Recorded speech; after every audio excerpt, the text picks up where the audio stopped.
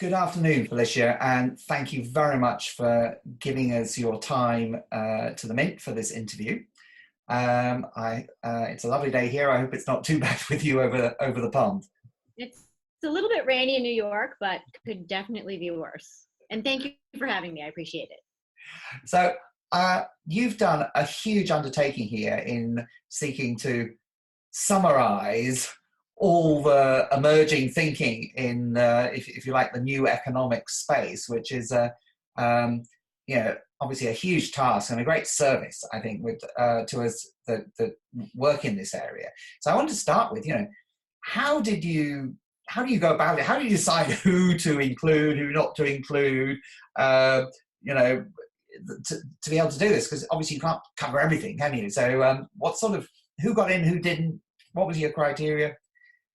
Well, first of all, a team at the Roosevelt Institute. This was not just me. My name is at the top of this new report that we put out called the Emerging Worldview. But, there were a number of us who really got together and said, we should read everything that we can get our hands on that tries to either critique the neoliberal worldview, we can define neoliberalism, and then move past it. So we looked at folks who would identify on the left, we looked at folks who would identify on the right, we looked at folks who might not identify that way at all, we read neoliberals, we read left neoliberals, we read right neoliberals. We actually read over 150 different thinkers who in some way or another are wrestling with, what is this new political economy?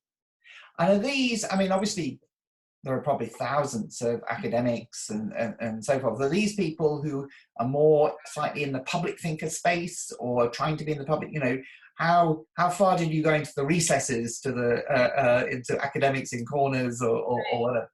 That's a really good question. We did try to look at people who are more public thinkers. You're absolutely right.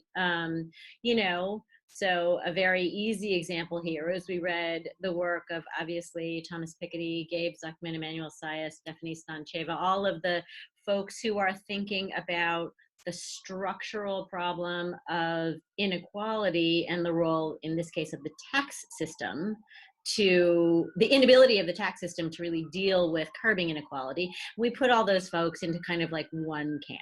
So my point being that we did that for, as I said, over 100 different kinds of thinkers. We ultimately we boiled it down to 4 different categories, which we can talk about.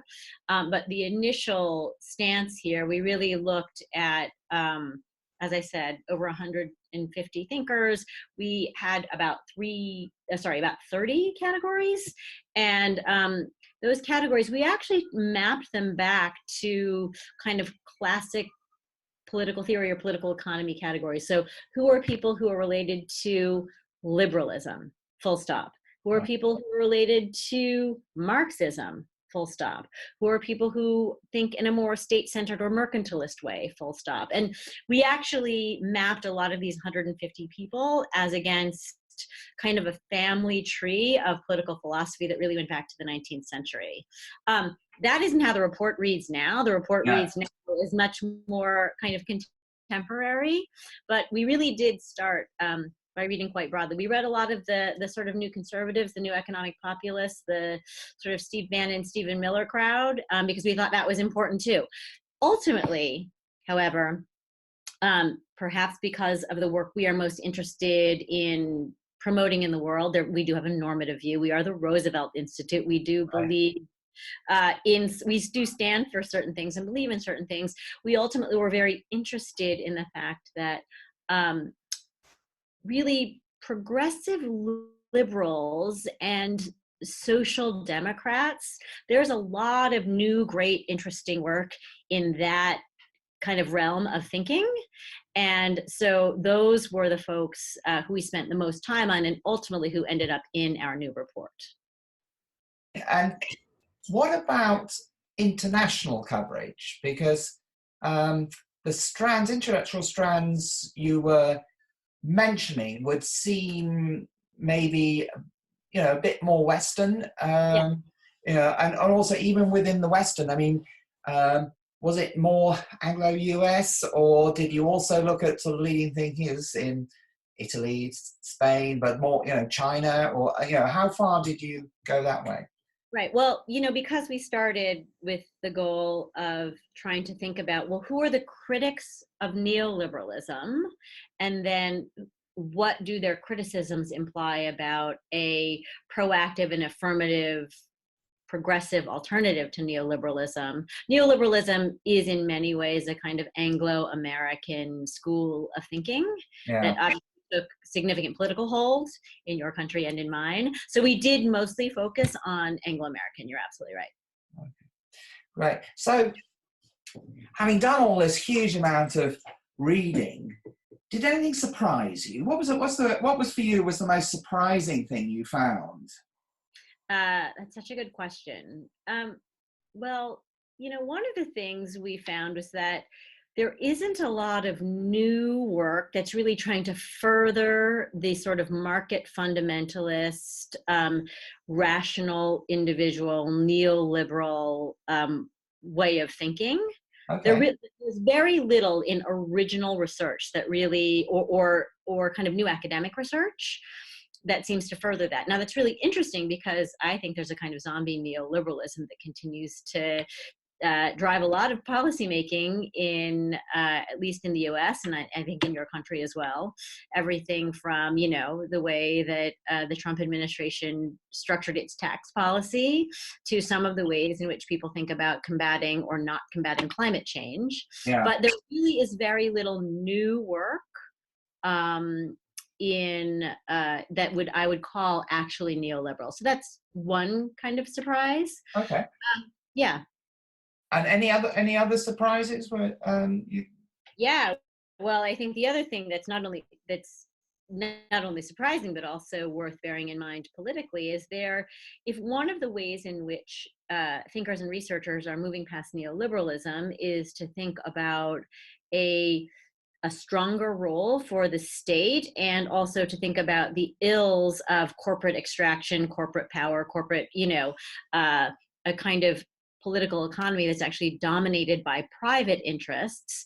That whole kind of fight against corporate power, against extractive corporate power, I should say, is not only on the left. There's a tremendous amount of this thinking on the right. It is kind of what we see in terms of right-wing populism, but that is actually animating right-wing populism. Of course, that right-wing populism then takes a distinctly ethno-nationalist flavor. And so I think it's very important for those of us who are sort of proud progressive post-neoliberals. We have to be very, very mindful that there are sort of right-wing populists who can sound a lot like progressive populists, and we should not be confused. But are they really questioning business then? Because one of the things that struck me, visiting the US, is the faith in the private sector, which I don't think in the UK we share. And compared with also the total lack of faith in government, and we're not quite there. I think we still believe more in government than in the US. So if you're saying this is in the right-wing populism, there is a critique of extractive business, does that mean that the faith in the private sector and business in entrepreneurs is beginning to go down in the US? Yes, I think that's, I would distinguish between kind of large corporations, Facebook, Amazon, Google, just to name a few, but also sort of the large banks. There's a distinct questioning of these entities' economic merits and social merits across the political spectrum. That's very different than kind of questioning, entrepreneurship. There's a whole new way of thinking about competition policy in the United States. It's anti-monopoly, pro-competition policy, antitrust policy, slightly more narrowly.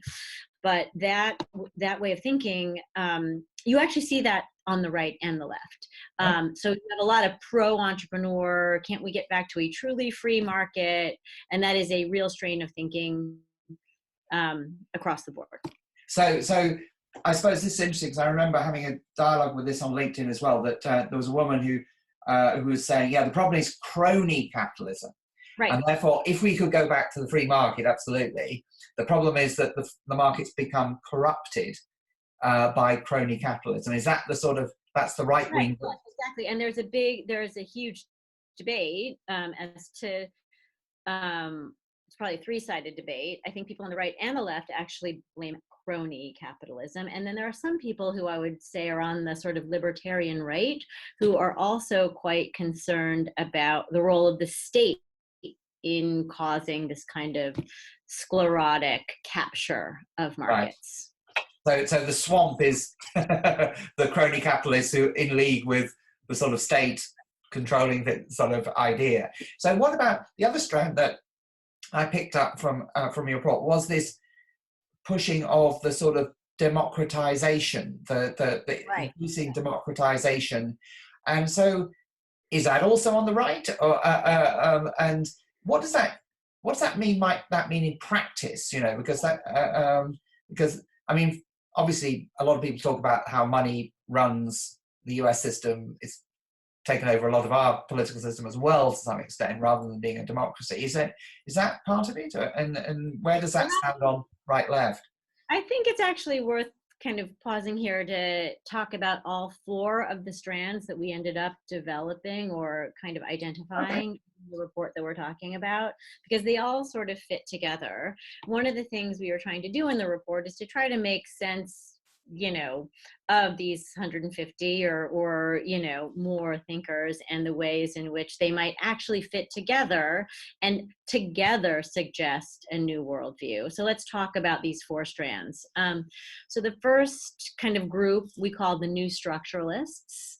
These are people who think that the problem is that the they all have a role of government for them. So let's just, you know, kind of stipulate that from the outset. But the new structuralists really focus on the fact that markets are structured by rules. They aren't kind of free-floating entities that exist in and of themselves. And the problem has been that we have not had government, cops on the beat, as it were, structuring markets so that they work for, you know, all people, all citizens, all consumers. So the answer for the new structuralists tends to be thinking more about regulation, thinking more about taxation, and thinking about ways in which corporations can actually be, the rules within which corporations operate, corporate governance, can actually be in favor of the public good as opposed to only the private good. So that's kind of bucket number one, the new structuralists. And is that,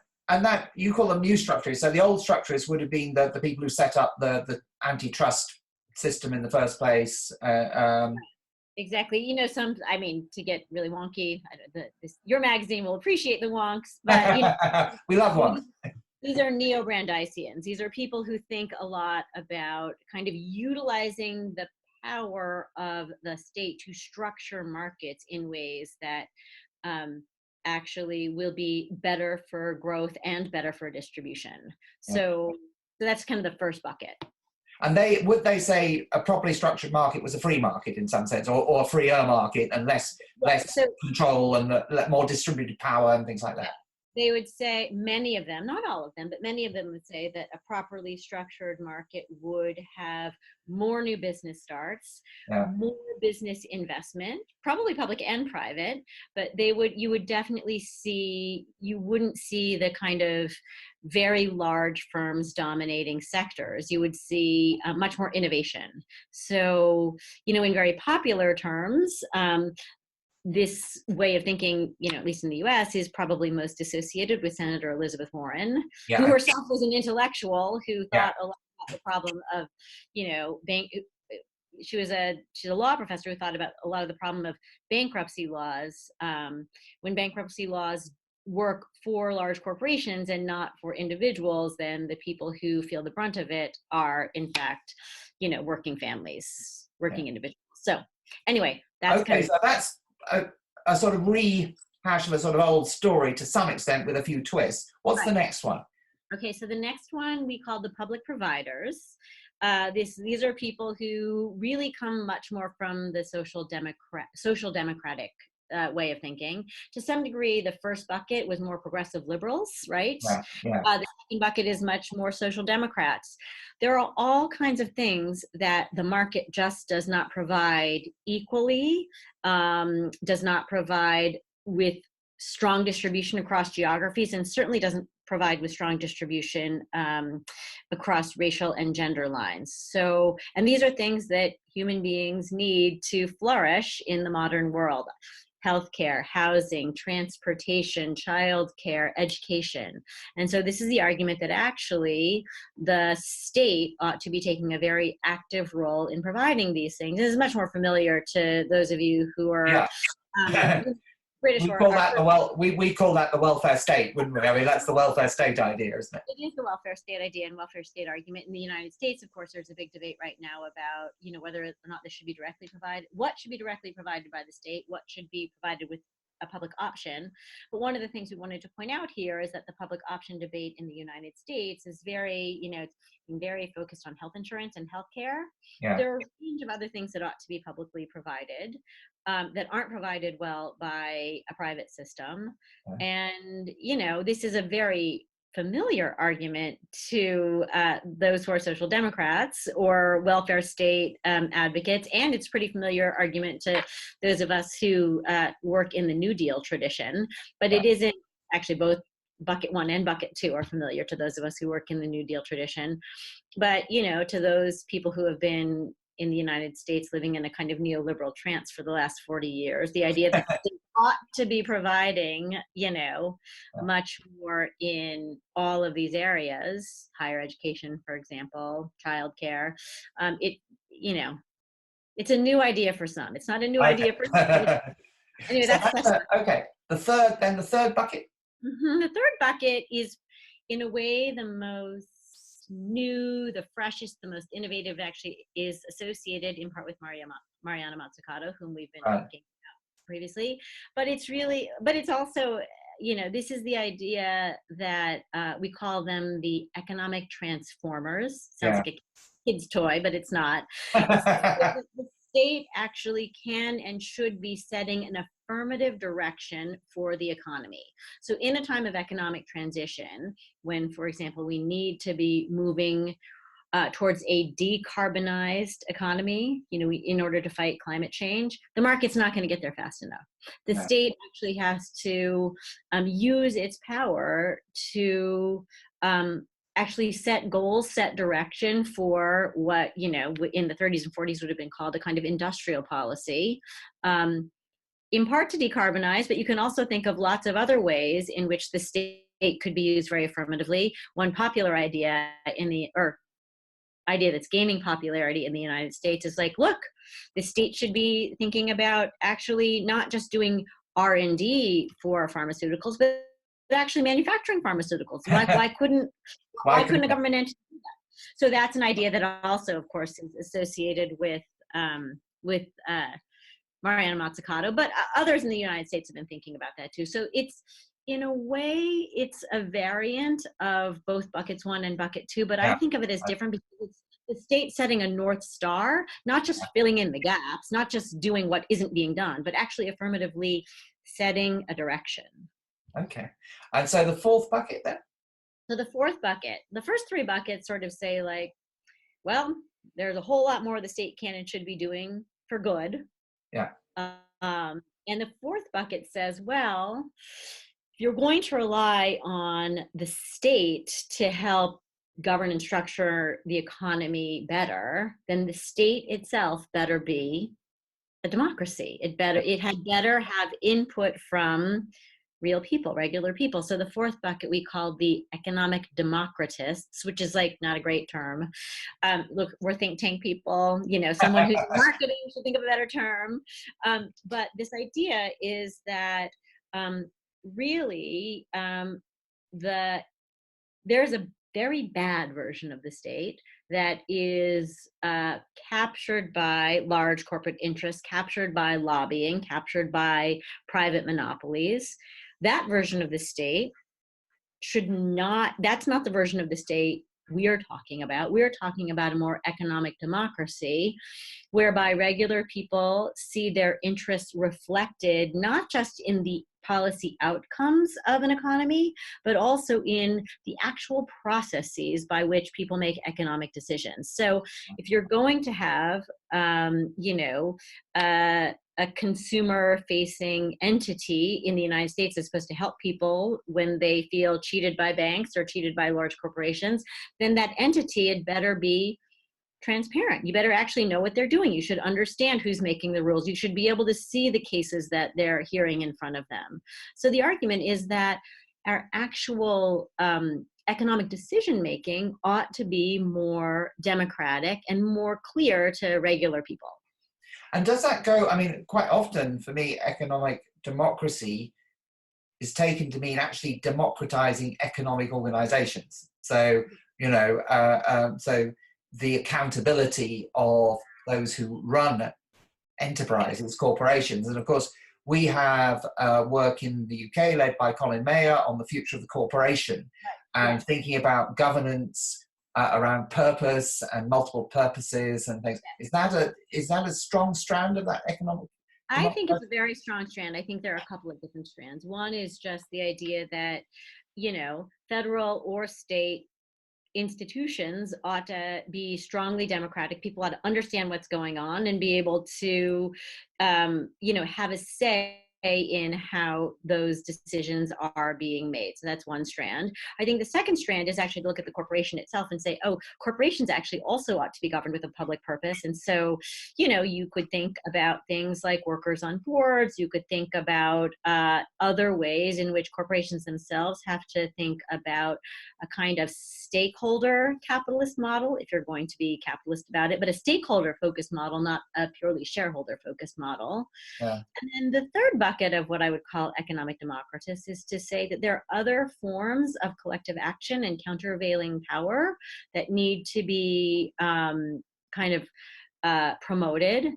Labor unions, trade unions is this sort of obvious question there. Now, the unions themselves have to be democratic and have to be open, but the whole idea here is that we need to be thinking more about economics and democracy, small d democracy, kind of as being inextricably linked.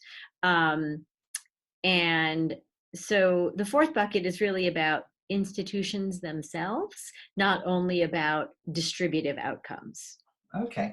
And so you said at the beginning, one of the things that was missing for you across the piece was any original development of neoliberalism itself on the market economy and innovation. Were there other bits that you thought were missing or you were surprised not to see in this broad set of areas? Well, there's one thing that I wouldn't say is missing, but is often invisible or buried. And I think it's incredibly important, both for policy reasons and for political reasons, to elevate the role that social identities, in particular race and gender, play throughout all four of these strands. Yeah. By which I mean, sometimes people, certainly in the United States, I don't know about the UK, but think about sort of racial justice and social justice as being something you do separate from the economy, rather than thinking about the fact that the labor market itself has been structured in both gendered and racialized terms. And if we don't understand that, and we don't think about the ways in which whether immigrants or African Americans who are descendants of slavery have been both formally and informally excluded from labor markets, excluded from housing markets, excluded from, basic democratic participation. If we're not able to think about that in a way that is at the same, that we should give those ideas the same analytical importance as we give economic ideas. They are economic ideas. Yeah. And if you're not able to really look at the economy as having been formed by social identity groups in some ways, then I think you leave yourself very vulnerable if you're a progressive, because you can, as I said at the outset, you can have these, you can have a great welfare state that has markets that are well structured, but only really works for white people. And and that is unjust, immoral. I would say it's un-American. As as the child of immigrants myself, child of Asian immigrants myself, I would say that that is un-American. And I would say it also leads to terrible, terrible politics. Yeah. So I think that I think it's important to figure out ways to elevate um, these other kinds of social identity categories, race and gender in particular, as we think about the economy. Okay, great. And I would say actually there was one thing I didn't see that was any strands of what may be called sort of degrowth, post-growth, Yeah, yeah. that sort of space. And I wonder, I mean, that's often I feel that is really, you know, almost going beyond what's allowed in polite discourse, because it sort of almost goes to the core of our society's challenges, the sort of fundamentals. And people are quite often, you know, if they start talking like that, no one takes them serious, or somehow they've gone outside the bounds. No, but I think it's a very important point. We actually have a section at the very end of the report where we talk about the tensions that all of these thinkers have yet to really fully be able to grapple with. One clear tension is this tension of growth, right? So I think this comes up a lot for climate thinkers, but it's more generally true. The question is, how much should growth itself be a goal? And then if growth, what kind of growth, and how are you even defining growth? You know, is growth GDP growth? Is growth job growth? Is there such a thing as good growth rather than not good growth? And I think there's actually John Cassidy just did a great piece on this in the New Yorker, where he kind of outlined the sort of growth, degrowth arguments. But that is very much something that we saw throughout our reading here, and we tried to highlight as a tension. I think that even though all these four strands do actually work together, because the overarching argument here is that neoliberals tried to mute or, you know, kind of render impotent, in effect, the state, when and actually that has led to all kinds of bad economic and social and political outcomes. So we should bring the state back in. To borrow Theda Skocpol's term from 30 years ago or so, we should bring the state back in. But as we bring the state back in, there really are these tensions. And one tension is this question, not the only tension, but one question is this question of growth. And there are lots of different strands of it. We didn't write a lot about it in this report, but I agree with you, the question of what kind of growth? Do we want growth? Do we care about growth that is better distributed? Let me just also say, the last thing I'll say is that I think that, you know, there's been for a long time in the United States, we had this kind of false trade-off. In order to get growth, you couldn't focus on inequality. One of the things that all of these thinkers in our report say is that actually you can you can reduce inequality and also promote healthier kinds of growth. You can have both at once, but that doesn't quite get to this tension of whether you want it or not. It's interesting. I saw that New York article, which I thought was really interesting. It's got into a big article in New York, actually. And we had a columnist in the FT do something headlined "The Myth of Green Growth."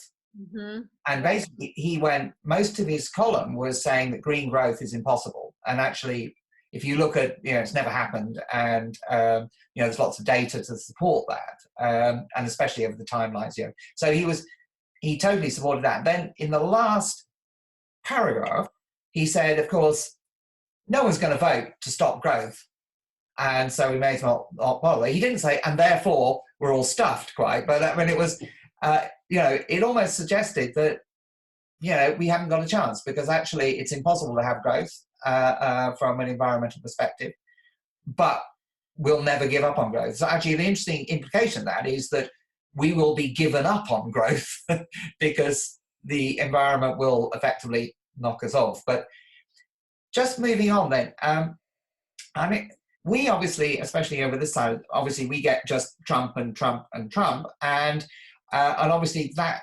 doesn't seem to fit. You're not not Brexit.